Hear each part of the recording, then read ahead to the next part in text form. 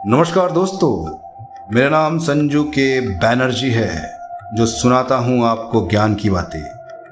दोस्तों, आप तो जानते ही हैं कि ज्ञान के पिटारे से आपके लिए अनेकों ज्ञान आपके सामने लेके आता हूँ, ताकि आपका पथ ज्ञान के पथ से ना हटे। मैं चाहता हूँ दोस्तों कि आप ज्ञान के पथ पे बने रहे और आपका ये जो जीवन, जो सुंदर जीवन है, ये ज्ञान के पथ पे बने रहने के कारण ईश्वर के पथ पे चले जाएं। तो दोस्तों, आज का जो ज्ञान है बहुत ही महत्वपूर्ण ज्ञान है। इसे आप जानेंगे, समझेंगे, और सच को समझना है तो अंधविश्वास का पर्दा हटाना होगा। मतलब, अगर आपको हकीकत जानना है कि ईश्वर का पथ कौन सा है, तो इसके लिए आपको सच जानना होगा। इसके लिए आपको मौन रहना होगा। इसके लिए आपको ध्यान करना होगा। तो चलिए मैं आपको विस्तार से बताता हूँ कि सच को आप कैसे जान पाएंगे और उस सच में आप कैसे बने रहेंगे। जो कल्पना से परे है, उसे कल्पना में मान लेना ही अंधविश्वास है। भगवान चूंकि मन बुद्धि कल्पना से परे है और हम उसे कल्पना से मानते हैं, यही सबसे बड़ा धोखा है। कल्पना उस चीज की कर सकते हैं जो अस्तित्व में है ही नहीं, लेकिन जो अस्तित्व में है उसकी कल्पना करने का क्या तुक। भगवान श्री कृष्ण ने भी कहा है, तू मुझे इन आंखों से नहीं देख सकता, मैं सबकी आत्मा में निवास करता हूं। ज्ञान और बोध से तू मुझे प्राप्त कर सकता है, तू मुझे पा सकता है। तो दोस्तों, आपको भी अपने अंदर ज्ञान की दीपक जलाना ही होगा, तभी आप परमात्मा के रास्ते को जान पाएंगे।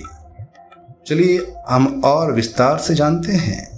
एक फकीर एक बंजारे की सेवा से बहुत ही प्रसन्न हो गया। उसने बंजारे को एक गधा भेंट में दिया कि वह कुछ कमा सके। उस गधे को पाकर बंजारा बहुत ही खुश हो गया, क्योंकि अब ना तो उसे बोझ ढोना पड़ेगा और ना ही पैदल यात्रा करनी पड़ेगी। लेकिन एक लंबी समय यात्रा के बीच वह गधा बीमार पड़ गया और परलोक सुधर गया। बंजारे ने एक गड्ढा खोदकर मृत गधे को दफना दिया और वहीं बैठकर रोने लगा। इतने में एक यात्री वहां से गुजर रहा था। उस यात्री ने बंजारे को रोते देख और मान लिया कि किसी महान व्यक्ति की मृत्यु हो गई है। वह थोड़ा झुका और वहां कुछ पैसे भेंट में दे दिए। ये देख बंजारा हैरान हुआ, पर जल्द ही उसे ख्याल आया कि इस तरह दूसरे यात्री भी आएंगे, पैसे चढ़ाएंगे, तो उसका अच्छा खासा धंधा हो जाएगा। अब वह नित्य प्रतिदिन वहां आता और बैठकर रोने का ड्रामा करता।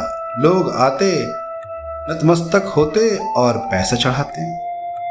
अब उसने उस स्थान को एक बड़ा कब्र के रूप दे दिया। गांव गांव में खबर फैल गई कि किसी महान व्यक्ति की मृत्यु हो गई है। परिणाम स्वरूप गधे की कब्र ही महान व्यक्ति की समाधि बन गई।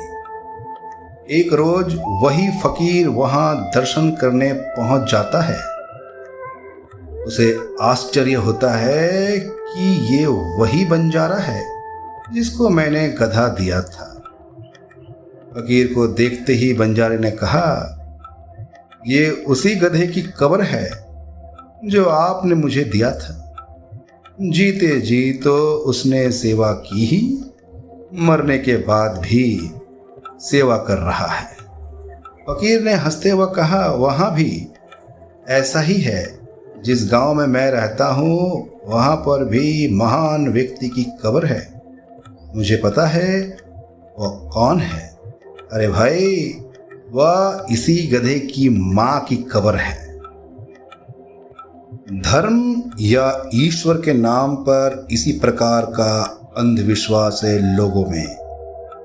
बिना कुछ सोचे समझे जैसा औरों को देखता है वैसा ही करता है, कभी उसके मर्म को समझने की कोशिश नहीं करते। बतौर कबीर, तेरा साईं है घट के भीतर, बाहर नैना क्यों खोले। तुम्हारा असली भगवान तुम्हारे ही अंदर है, जो कि जीता जागता है। अपने उस भगवान को भी तो दर्शन करने चाहिए। असली तीर्थ भी तुम्हारे अंदर है, वहां जाना चाहिए और परमानंद को प्राप्त करना चाहिए। सचमुच में अगर आप दुविधाओं से बचना चाहते हैं तो अंतर्मुखी हो जाइए और उस चीज को पहचानिए जो आपके अंदर है। तो मित्रों, सोचो, समझो और विचार करो कि हमारे पूर्व संत महात्माओं ने क्या कहा है। ज्यों तिल माही तिल है, चकमक में आग, ज्यों तेरा साईं तुझ में, जाग सके तो जाग।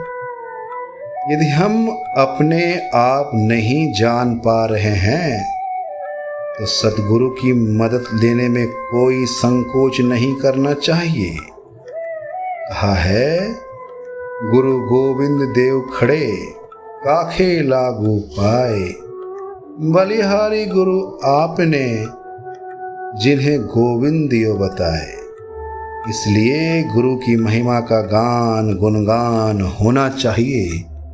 गुरु ही आपको परमेश्वर के द्वार बताते हैं और गुरु ही आपको सच्चा मार्ग दिखाते हैं। तो दोस्तों, मैं अपनी वाणी को यही विराम देता हूँ।